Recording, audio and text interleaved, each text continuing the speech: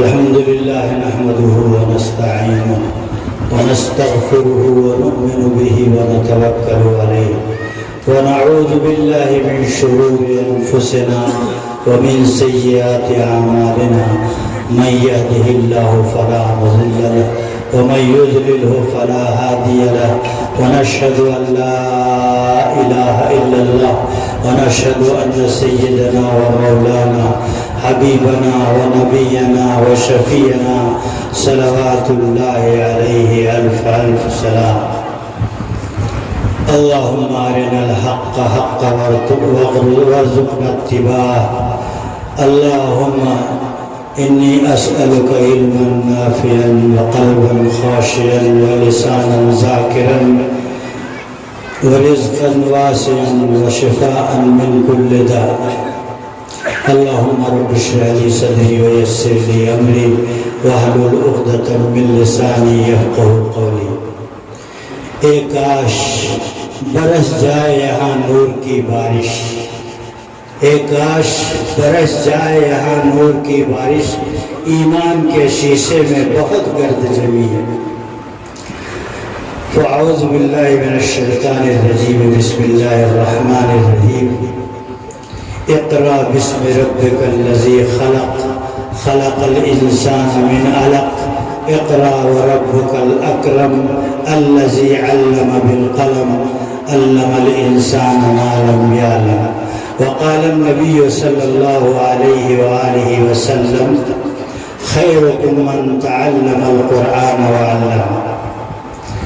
حضرات گرامی اور دور دراز سے آئے ہوئے مہمان نظام، اسٹیج پر تشریف فرما جلوہ افروز علماء اعظام، دانشوران قوم، آج کا یہ سالانہ جلسہ دستار بندی جو ظاہر ہے کہ اس مناسبت سے کہ حفاظ کرام کے سروں پر آج دستار رکھی جائے گی، یہ بہت عظیم کام ہے. اور اسی مناسبت سے میں نے یہ آیت کریمہ اور قرآن کریم کی ایک اور حدیث شریف کا ایک ٹکڑا آپ کے سامنے پیش کیا ہے. سب سے پہلے تو میں شکریہ ادا کروں گا اس لیے کہ اللہ تبارک و تعالیٰ نے قرآن کریم میں فرمایا ہے کہ لئن شکرتم لازیدنکم.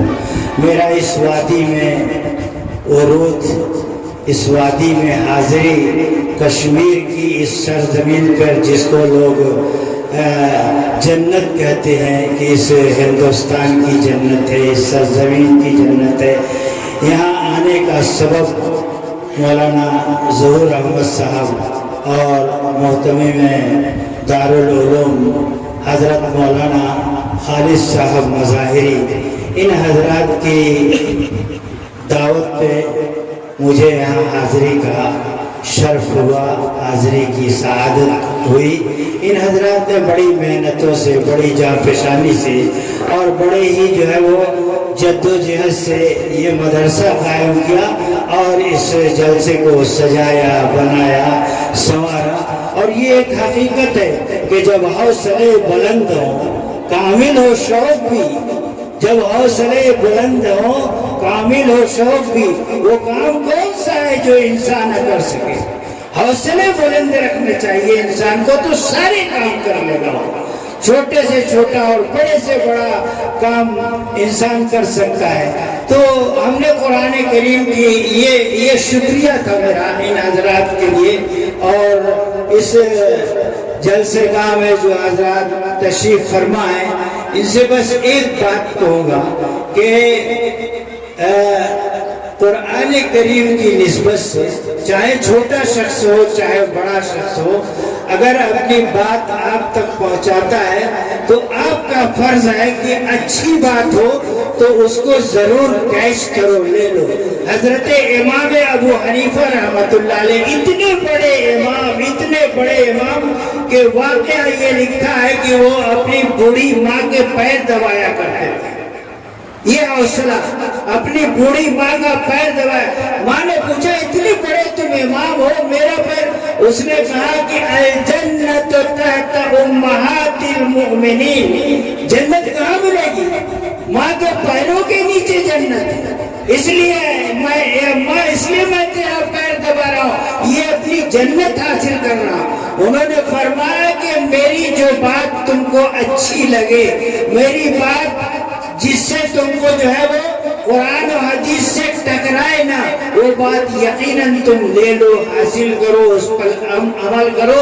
تو میں بھی اسی پیرائے میں آپ سے کہتا ہوں کہ انہیں کی محفل سنوارتا ہوں، چراغ میرا ہے رات تم کی، انہی کی محفل سنوارتا ہوں، چراغ میرا ہے رات ان کی، انہی کے مطلب کی کہہ رہا ہوں، زبان میری ہے بات ان کی، آقا کی بات کہوں گا، اگرچہ زبان گندی ہو لیکن بات آقا کی ہوگی، تو آقا کی بات سننے کا جو ہے جذبہ آپ کے اندر ہونا چاہیے، تڑپ ہونی چاہیے۔ یہ قرآن کی مجلس ہے، قرآن کا جلسہ کبھی ناکام نہیں ہوتا، یہ قرآن 7 آسمان کی بلندیوں سے آقا نامدار تاجدار مدینہ سرکار دو جہاں صلی اللہ علیہ وسلم پر غار حرا کی تند و تاریک کوٹری میں نازل ہوا، اور کیا کہا کہ جو ہے وہ دیا روشن ہوا غار حرا سے اس کی عظمت کا، دیا روشن ہوا غار حرا سے اس کی عظمت کا،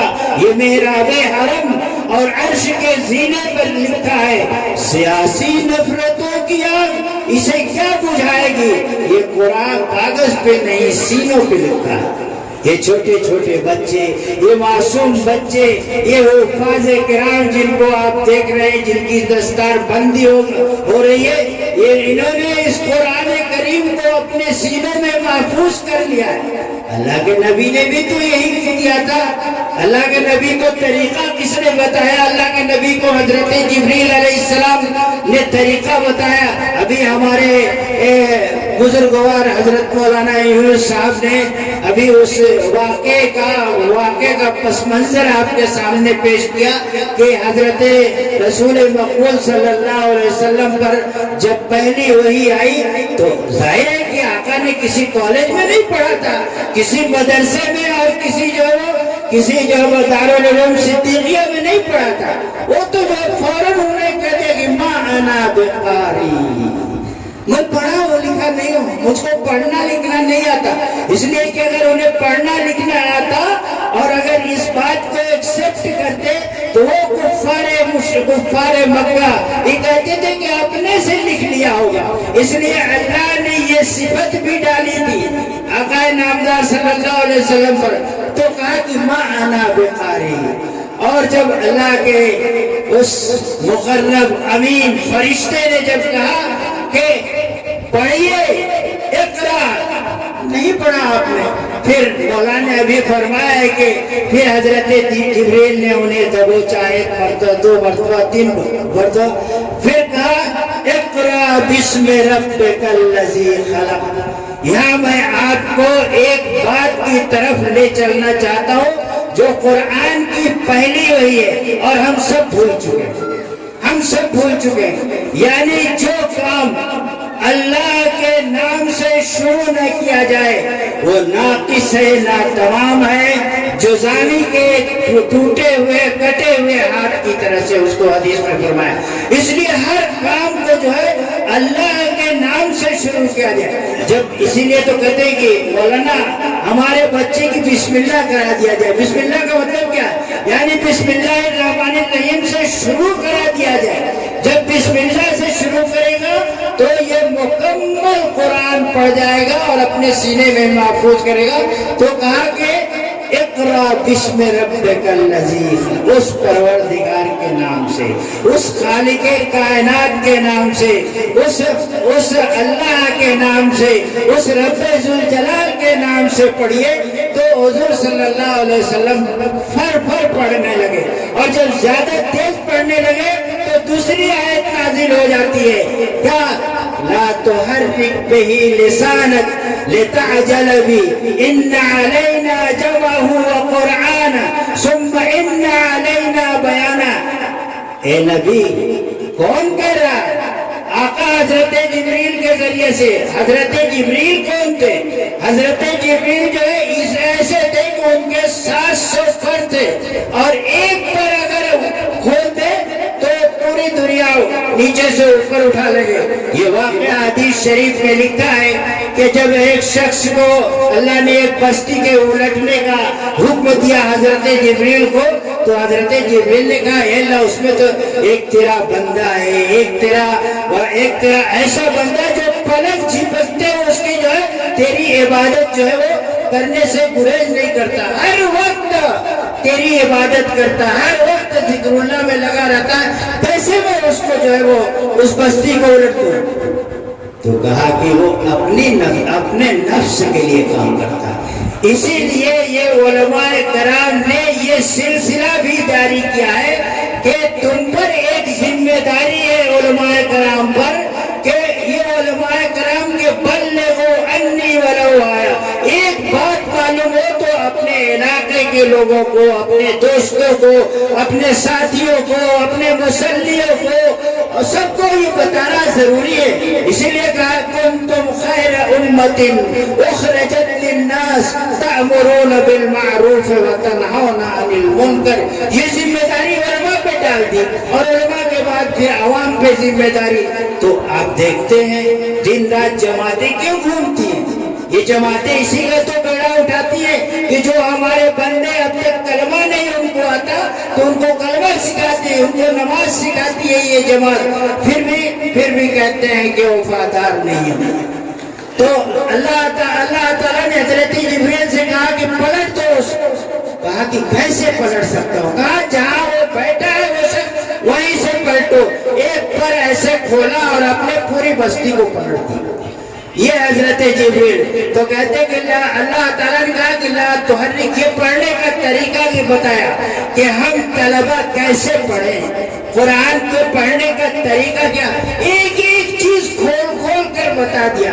حضور صلی اللہ علیہ وسلم کی زندگی معاشی ہو، اقتصادی ہو، عبادتی ہو، جو بھی دیکھنا چاہے آپ، حضور صلی اللہ علیہ وسلم کی کتاب کھلی ہوئی ایک کتاب ہے، اس میں آپ پڑھ لو لقد کان لکم فی رسول اللہ اسوۃ حسنہ۔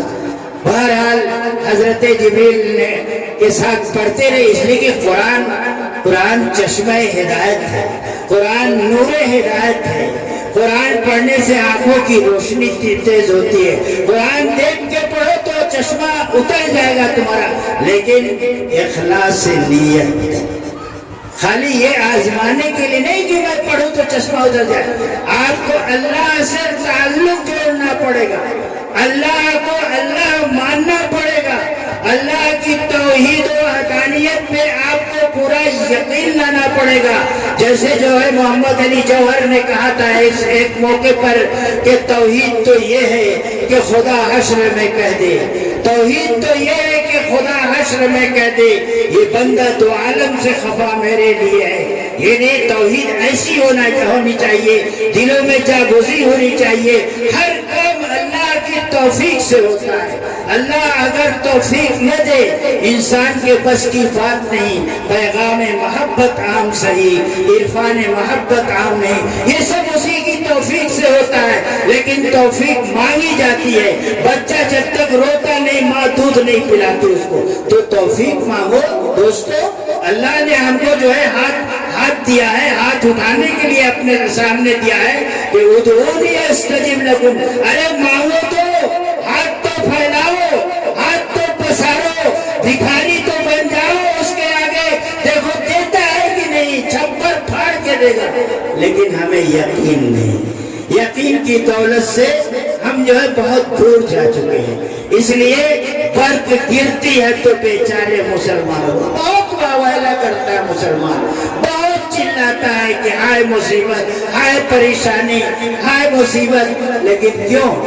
ہم نے جو کام اللہ نے ہم پر ذمہ داری ڈالی ہے وہ کام ہم تو کرتے نہیں ہیں، پھر واویلا کیوں کرتے ہو بھائی؟ اللہ ہمارا جو ہے عمل ہے وہ اپنا جھانک کے خود دیکھے، اپنے گریبان میں منہ ڈال کر دیکھے کہ کیا کرتے ہیں۔ یہ مدارس تو اسی لیے قائم ہے کہ ان مدارس کے ذریعے سے یہ پورے علاقے میں اور پھر پورے کشمیر میں جو ہے اس کا نور پھیلے گا۔ آپ نے وہ شعر پڑھا ہوگا کہ اتر کر ہرا سے سوئے قوم آیا، اتر کر ہرا سے سوئے قوم آیا اور ایک نسخہ کیمیا ساتھ لایا۔ وہ کون سا نسخہ تھا؟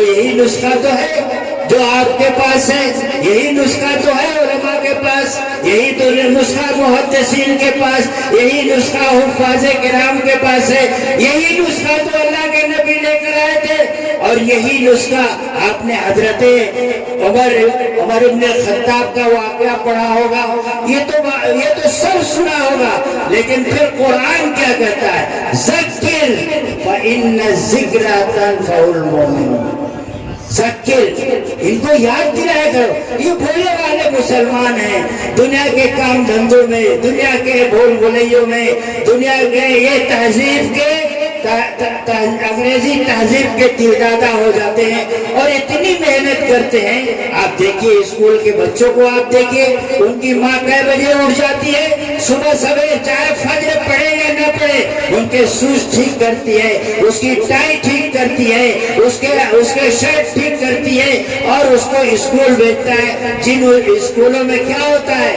جن اسکولوں میں ہمارے اخلاق کو فاسد کیا جاتا ہے، ہمارے اخلاق کو بگاڑا جاتا ہے، اسلام سے منحرف کیا جاتا ہے، اس تہذیب کو ہم نے اپنا لیا جس تہذیب کو ہمارے علماء کرام نے ٹھوکر ماری تھی، جس تہذیب کے لیے 51,000 علماء کرام نے اپنی گردنیں کٹوائی تھی اور پھانسی کے پھندے پہ اپنے کو جو ہے چڑھایا تھا، اور لیکن ان کی تہذیب کو قبول نہیں کیا، ان کے جو ہے کسی بات کو، اس لیے ایک زمانے میں دیوبند میں انگریزی حرام تھی پڑھنا، اس لیے کہ اسی سے مولانا محمود الحسن دیوبندی کے بارے میں آتا ہے کہ اگر انگریز جو ہے ان سے ہاتھ ملاتا تھا کبھی تو جو ہے وہ کہتا تھا کہ اس میں تو ان کی بو آ رہی ہے، اور اس کو ہاتھ کو بہت رگڑ کے دھوتا تھا، اور خود مولانا بھی دھوتے تھے کہ یہ تو انگریز کے جو ہے اس میں بو آ رہی ہے۔ تو اس قدر ہمارے علماء نے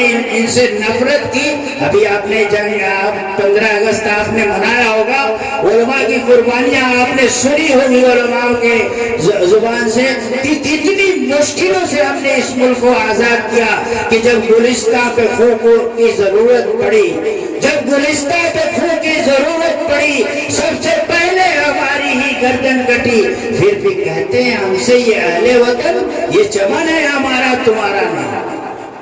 قربانی تو ہم نے دی، جان تو ہم نے دی، جانوں کا نذرانہ ہم نے پیش کیا، اپنی بیویوں کو جو ہے بیوہ ہم نے کیا، اپنے بچوں کو یتیم ہم نے کیا، پھر بھی آج کہتے ہیں کہ ہاں وفادار نہیں۔ تو میرے دوستو، یہ قرآن کا جلسہ جس کے سلسلے میں میں بتا رہا تھا کہ اللہ کے نبی نے حضرت جبریل سے کہا کہ اللہ کے نبی نے کو کہو کہ جلدی جلدی نہ پڑھو۔ اللہ کے نبی کیوں جلدی جلدی پڑھتے تھے؟ تاکہ کوئی آیت مس نہ ہو جائے، کوئی آیت چھوٹ نہ جائے، کوئی آیت بھول نہ جائے۔ تو اللہ تعالیٰ نے کہا کہ نہیں، ایسے نہیں کہو، لا تحرک بہ لسانک، جلدی جلدی نہ پڑھو، قرآن تو میں آپ کے سینوں میں محفوظ کر دوں گا، قرآن تو آپ کے سینے میں سمو دوں گا میں، آپ بالکل فکر نہ کریں۔ تو یہ بچے جو قرآن کو سینے میں سموتے ہیں، یہ اسی کا صدقہ ہے، اسی قرآن کا صدقہ ہے۔ یہ تو ابھی مولانا یونس صاحب دامت برکاتہم نے ابھی قرآن کی فضیلت کی بہت سی باتیں بتائی، لیکن انہی سے میں جو ہے تھوڑا سا سبق لے کر اسی بات کو، یہ تو نہیں کہہ سکتا کہ پیوند کاری کروں گا، اسی بات کو ذرا سا آگے اور لے چل کر آپ کو لے چلتا ہوں کہ قرآن کے پڑھنے کا طریقہ اللہ نے خود بتایا کہ جب استاد پڑھ لے تو طالب علم پڑھے۔ اور ہم تو امام ابو حنیفہ کے ماننے والے ہیں، ہم تو امام ابو حنیفہ کی تقلید کرتے ہیں کہ امام صاحب نے جو مسلک ہمیں دیا ہے اس کی ہم تقلید کرتے ہیں، اندھی تقلید نہیں کرتے، ہم اس کی علم کی روشنی میں اس کی تقلید کرتے ہیں اور اس مسلک پہ ہم نماز پڑھتے ہیں۔ یہ تو صحیح ہے کہ قرآن و حدیث سے امام صاحب نے جو ہے مسلک جو ہے مستنبط کیا ہے، تو یہاں سے تقلید کا ایک سبق بھی ہمیں ملتا ہے کہ پہلے استاد پڑھے پھر طالب علم پڑھے، جو استاد سکھائے طالب علم جو ہے اس کو سیکھے۔ یہ قرآن اسی طرح سے یاد ہوتا ہے، اسی طرح سے پڑھا جاتا ہے، اور اسی طرح سے جس نے پڑھا، جس طرح اللہ کے نبی صلی اللہ علیہ وسلم کو حکم ہوا تو وہ قرآن کا حافظ ہو جاتا ہے، اور جب حافظ ہو جائے گا صحیح معنوں میں تو دنیا کی کوئی طاقت اس کا بال بیکار نہیں کرتی۔ اس لیے کہ قرآن کا سینوں میں علامہ اقبال نے کہا تھا کہ وہ معزز تھے زمانے میں مسلمان ہو کر، وہ معزز تھے زمانے میں مسلمان ہو کر، اور ہم خار ہوئے تاریخ قرآن ہو کر۔ ہم نے قرآن کو پڑھنا چھوڑ دیا، ہم نے قرآن کو جو ہے پڑھنا چھوڑ دیا، قرآن کو ہم نے جو ہے بالکل پسے پس ڈال دیا۔ قرآن ہمارے گھروں میں اب کہاں رائج ہے؟ ہم لوگ جب بچپن میں جب اٹھتے تھے صبح فجر کے وقت تو ہماری مائیں اور بہنیں جو ہے قرآن کی تلاوت کرتی ہوتی تھی، اور وہ آواز گھر کے باہر میں آتی ہے۔ یہ مسئلہ آپ الگ رکھیے اپنا کہ عورت کی آواز باہر جانا چاہیے کہ نہیں، لیکن اس مسئلے میں بہت سے علماء میرا اختلاف کریں گے، لیکن میں یہ کہوں گا کہ شوق کے لیے، اہتمام کے لیے، اور ان کو جو ہے راغب کرنے کے لیے آج جس ماحول میں ہم جی رہے ہیں، بالکل قرآن کی تلاوت جو ہے آدمی بلند آواز سے کرے تاکہ ان کو کچوٹے لگے، وہ قرآن سینے میں جا کے بیٹھ جائے، راسخ ہو جائے وہ قرآن۔ اور یہ قرآن اللہ کی کتاب ہے۔ مولانا نے فرمایا تھا، اس کے دوسری آیت یہ ہے کہ قرآن نے کیا کہا؟ مولانا نے کہا کہ جو ہے وہ قصوہ اٹھنی بیٹھ گئی اس کے بوجھ سے، تو قرآن خود کہتا ہے إِنَّا عَرَضْنَا الْأَمَانَةَ عَلَى السَّمَاوَاتِ وَالْأَرْضِ فَأَبَيْنَ أَن يَحْمِلْنَهَا وَأَشْفَقْنَ مِنْهَا وَحَمَلَهَا الْإِنسَانُ إِنَّهُ كَانَ ظَلُومًا جَهُولًا۔ یہ قرآن ہے، اللہ نے اس قرآن کو آسمانوں پہ، زمینوں پہ، سمندروں پہ اور تمام چیزوں پہ پیش کیا تو تمام چیزوں نے انکار کر دیا۔ کیوں؟ وَأَشْفَقْنَ مِنْهَا، اور اس سے ڈر گئے، لرز گئے، کانپ گئے کہ یہ قرآن اتنا بھاری بھرکم قرآن، یہ کیسے ہم اس کے جو ہے متحمل ہو سکتے ہیں؟ تو سب نے انکار کر دیا، لیکن آقا نامدار سید الاولین والآخرین رحمت للعالمین تاج الانبیاء صلی اللہ علیہ وسلم نے اپنے سینے میں محفوظ کیا یہ قرآن۔ یہ انسانی کا دل تھا، انسانی کا جگر تھا، انسانی کا گتا تھا کہ اس نے اپنے سینے میں قرآن کریم کو محفوظ کیا۔ اور اللہ کا شکر ہے کہ بہت لوگوں نے کوشش کی، ورلڈ ٹریڈ سینٹر کے وقت جو ہے لوگوں نے یہ سوچا تھا کہ اس قرآن کو بالکل ختم کر دیا جائے، اور انگریزوں نے بھی ایک زمانے میں سوچا تھا، ہمارے پرکھوں نے، اسلاف نے کہا تم ساری کتابوں کو دریا برد کر دو، وید ہے، توریت ہے، انجیل ہے، اور قرآن کو بھی، لیکن انشاءاللہ اللہ نے جس کی حفاظت کا ذمہ لے لیا ہے اس کو دنیا کی کوئی طاقت بال بیکار نہیں کر سکتی کہ فانوس بن کے جس کی حفاظت ہوا کرے، فانوس بن کے جس کی حفاظت ہوا کرے، وہ شمع کیا بجھے جسے روشن کا خدا کرے۔ اللہ نے خود ذمہ داری لی ہے، نحن نزلنا الذکر وإنا لہ لحافظون۔ یہ قرآن کا معجزہ ہے کہ اس میں ایک لفظ، ایک حرف، ایک زیر زبر کی تبدیلی قیامت کی صبح تک نہیں ہو سکتی۔ یہ قرآن ہے ماشاءاللہ۔ یہاں قرآن کے حفاظ جن کی ابھی دستار بندی ہوگی، جن کے لیے اللہ کے نبی نے کیا کہا ہے، اتنی بڑی فضیلت کسی اور کے لیے نہیں ہے، عالم کے لیے بھی نہیں ہے۔ کہا کہ جو ہے عالم کے لیے بھی یہ فضیلت نہیں جو حفاظ کرام کی یہ فضیلت ہے، یہ کریم طبقہ ہے۔ اس کو کہا کہ یہ جو ہے دنیا کا کریم طبقہ ہے۔ کیا کہا؟ خیرکم من تعلم القرآن وعلمہ، پڑھنے والا اور پڑھانے والا دونوں جو ہے دنیا کے سب سے بہترین اور مائع ناز انسانوں میں ان کا شمار ہوتا ہے۔ قرآن پڑھتا جا، اللہ کہے گا قرآن پڑھتا جا اور جنت کے منازل طے کرتا جا، جہاں تک پڑھتے جاؤ گے سیڑھیاں چڑھتے جاؤ، اور آخری آیت جہاں ختم ہوگی وہ تمہاری جنت میں وہ آخری منزل ہوگی، وہ جنت الفردوس۔ یہ قرآن کا معجزہ ہے کہ قرآن، اور یہی نہیں، اس کے والدین کے سروں پہ ایسا تاج رکھا جائے گا۔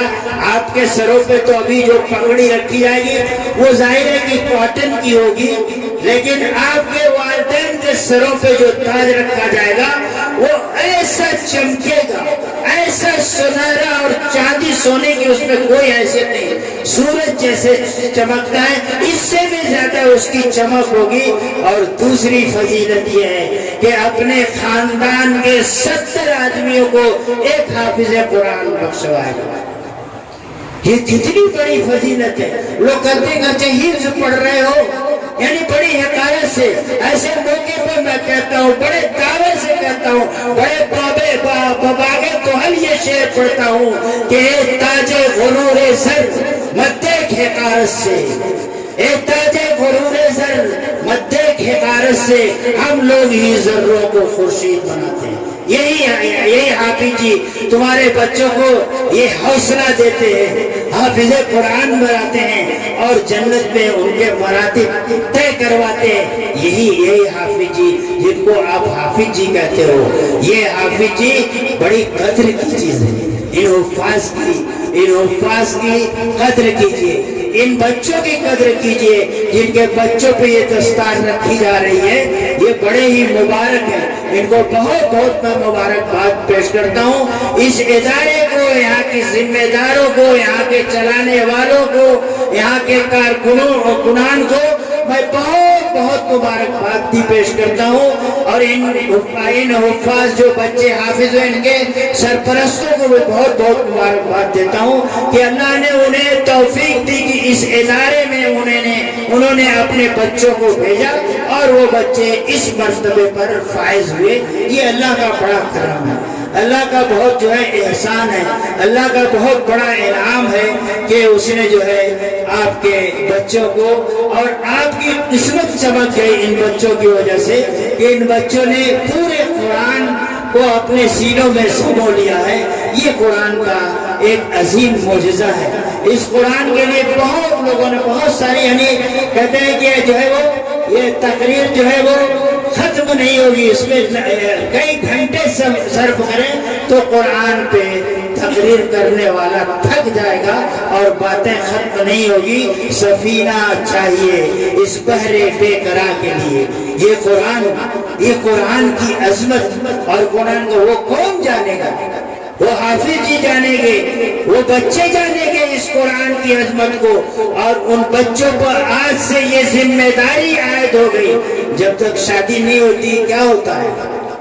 سوچتا آدمی تو ابھی تو کچھ نہیں میرے اوپر ذمہ داری، جہاں چاہوں گھوموں اور جہاں چاہوں تفریح کروں، اور جہاں چاہے کشمیر کی وادی میں جاؤں، چاہے کہیں جاؤں، کون مجھ کو روکے؟ اور جس دن شادی ہو جاتی ہے ایک بوجھ اس کے اوپر آ جاتا ہے، ایک ذمہ داری آ جاتی ہے۔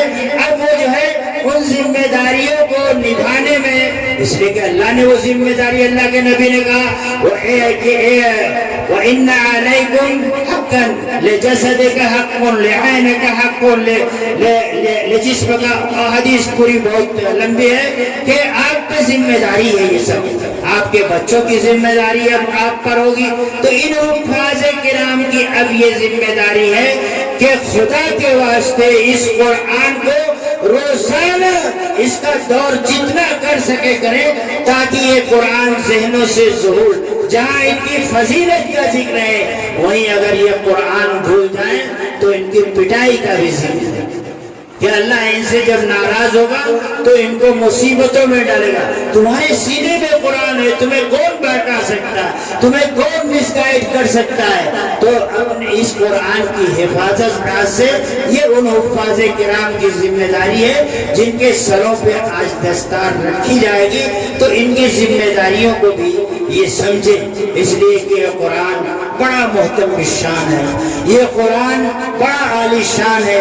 اس قرآن کو لوگوں نے اس قرآن سے کتنے سبق حاصل کیے لوگوں نے. قرآن سے علماء کرام نے مسائل مستنبط کیے.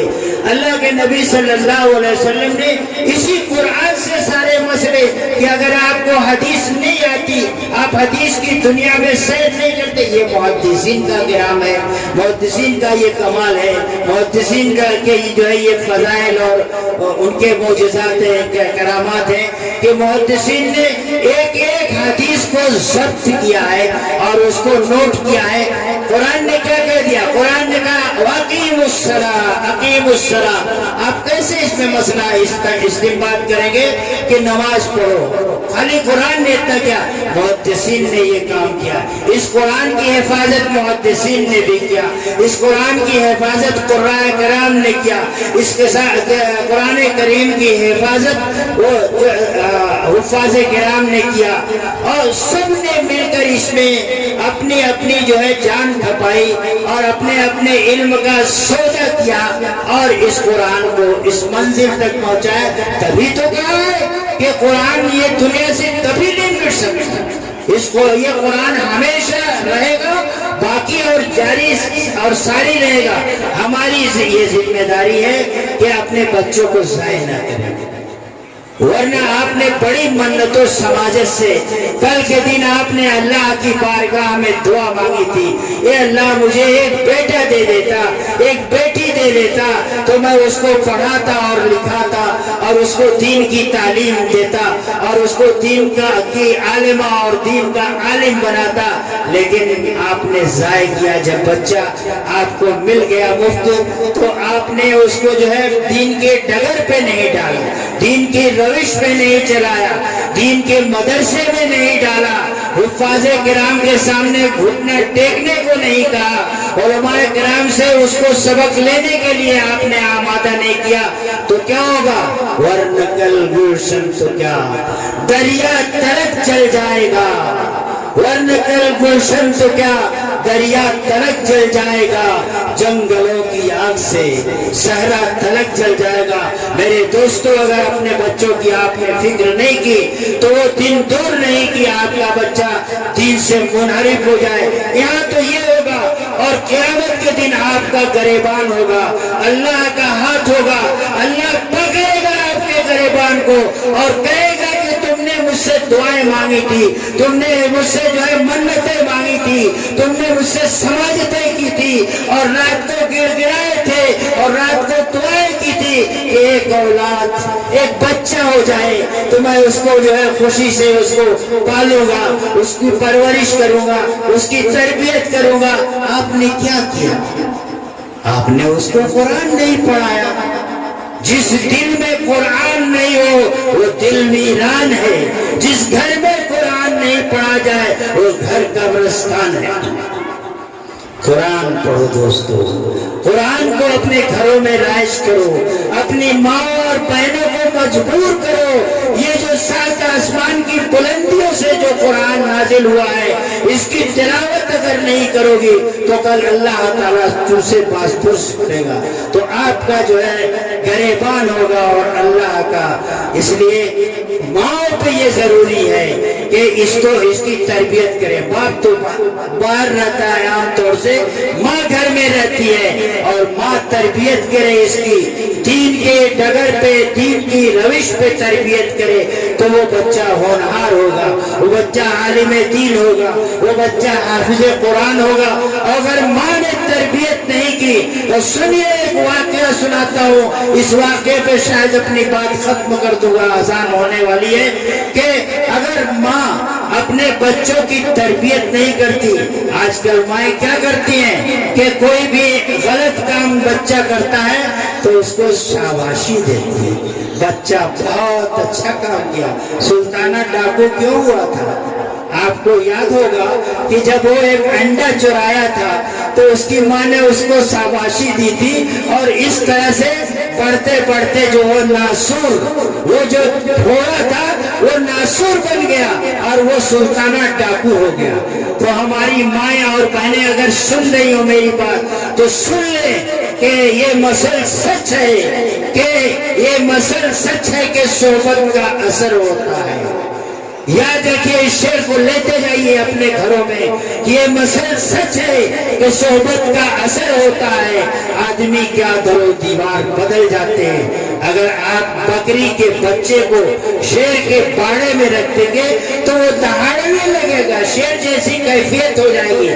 تو ماں کی یہ ذمہ داری ہے میرے دوستوں، بہت بڑی ذمہ داری ہے، اپنے بچوں کی صحیح ڈھنگ سے اور دینی تعلیم کی روشنی میں اس کی تربیت کریں، شاباشی نہ دیں، اس کے کسی غلط کام کی شاباشی نہ دے، اس کو کسی جو ہے چوری پہ شاباشی نہ دے۔ غلط کام کرنا ہے تو اسے ٹوکنا ہے، اس کو روکنا ہے، اس کو منع کرنا ہے۔ ایسے ہی ایک واقعہ لکھا ہے، اس واقعے کو سنتے جائیے، اپنے گھروں کو لیتے جائیے۔ یہ واقعہ ایک واقعہ بڑا عجیب و غریب لکھا ہے کہ ایک ماں ایسی ہی تھی کہ جب اس کا بچہ جو ہے، اس کے بچے نے معمولی چوری کی تو اس نے اس کی شاباشی دی کہ بچہ بہت اچھا تم نے کام کیا۔ رفتہ رفتہ اس بچے نے ایک کانڈ کیا، ڈاکو ہو گیا، پھر اس نے مرڈر کیا اور اس کو جو ہے وہ جیل بھیجا گیا اور جج نے اس کو جو ہے پھانسی کی سزا سنائی۔ ذرا غور سے سنیے گا، پتھر کا جگر ہو تو لرز جائے گا سن کر، پتھر کا جگر ہو تو لرز جائے گا سن کر۔ یہ روح کی فریاد ہے، افسانہ نہیں ہے، ایک سچا یہ واقعہ ہے جو آپ کو سنا رہا ہوں۔ جج نے پھانسی کا حکم سنایا اور آپ جانتے ہیں کہ پھانسی سے پہلے جج اس سے پوچھتا ہے، بتاؤ تمہاری آخری خواہش کیا ہے؟ ہم آپ ہوں گے تو شاید اللہ ہمارے دلوں سے یہ کہلوا دے کہ بس 2 رکعت نماز، 2 رکعت نماز پڑھ لینے دیجئے۔ جس صاحب اپنے ایمان کو مکمل کر لینے دیجئے، اب تو میں جا رہا ہوں تو کم سے کم ایمان کی حالت میں اللہ کے سامنے سرخرو ہوں، تو 2 رکعت نماز۔ اس نے جج نے کہا کیا ہے؟ کہا میری ماں کو بلایا جائے۔ اس کی ماں کو بلایا گیا، ماں آئی، اس بچے نے کہا کہ قریب بلایا جائے میرے، وہ ماں اور قریب آئی، بچے نے کہا ذرا اور قریب آؤ، میں تمہارے کان میں ایک بات کہنا چاہتا ہوں۔ ماں قریب آئی اور اس بچے نے ماں کا کان کاٹ لیا۔ جج نے بڑے تلخ لہجے میں، بڑے تلخ لہجے میں، بڑے عجیب انداز سے اس نے کہا کہ تمہیں شرم نہیں آتی؟ تم نے ماں کا کان کاٹ دیا۔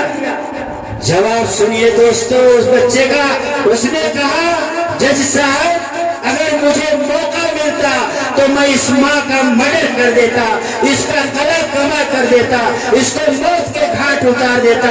اسی نے مجھے شاباشی دی تھی، اسی نے میری پرواہ اس انداز سے کی تھی، اسی نے میری پرورش اس انداز سے کی تھی کہ آج میں پھانسی کے پھندے پہ چڑھنے جا رہا ہوں۔ یہ مسئلہ سچ ہے کہ صحبت کا اثر ہوتا ہے، آدمی کا در و دیوار بدل جاتے ہیں۔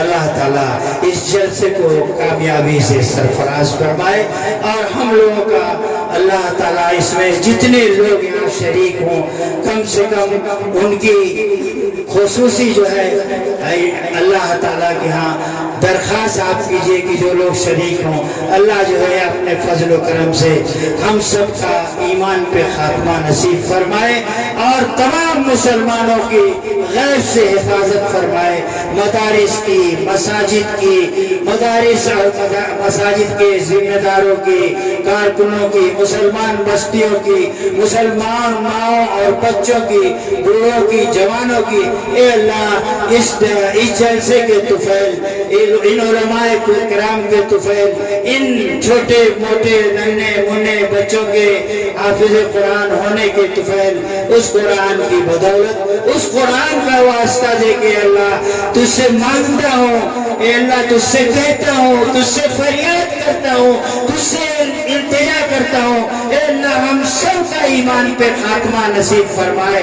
اے اللہ ہم سب کی غیب سے حفاظت فرمائے، جہاں جہاں مظالم اور جہاں جہاں ظلم کے پہاڑ توڑے جا رہے ہیں، اے اللہ ان ظالموں کو تہہ دیکھ فرمائے، اے اللہ ان ظالموں کو سے اللہ تو نپٹ نمٹ لے، اس لیے کہ ہمارے اندر تو وہ طاقت نہیں، لیکن اے اللہ ہاتھ پھیلانے کی طاقت ہے، بس یہی کر سکتے ہیں، جہاں تک جو ہے ہماری رسائی ہے وہاں تک ہم کر سکتے ہیں۔ ویسے تو اللہ تعالی ہمارے دلوں کو خوب جانتا ہے۔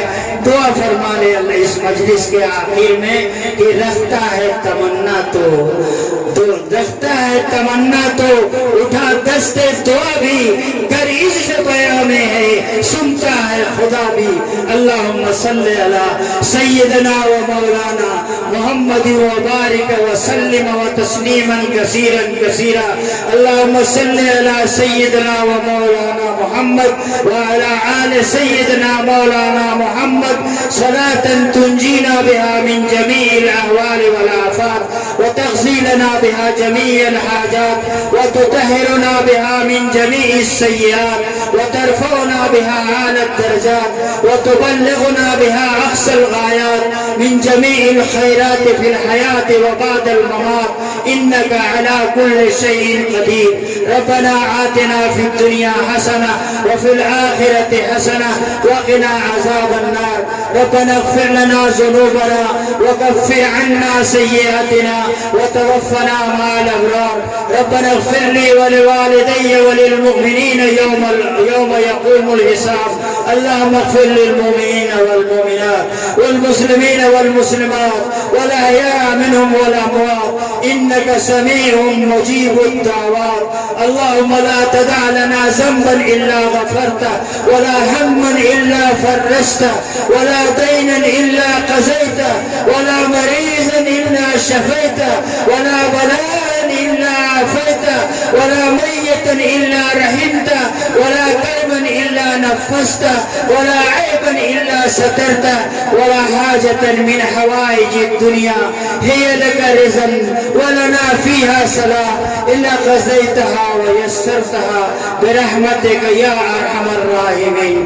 اللهم ربنا تقبل منا إنك أنت السميع العليم وتب علينا إنك أنت التواب الرحيم۔ سبحان ربك رب العزة عما يصفون وسلام على المرسلين والحمد لله رب العالمين۔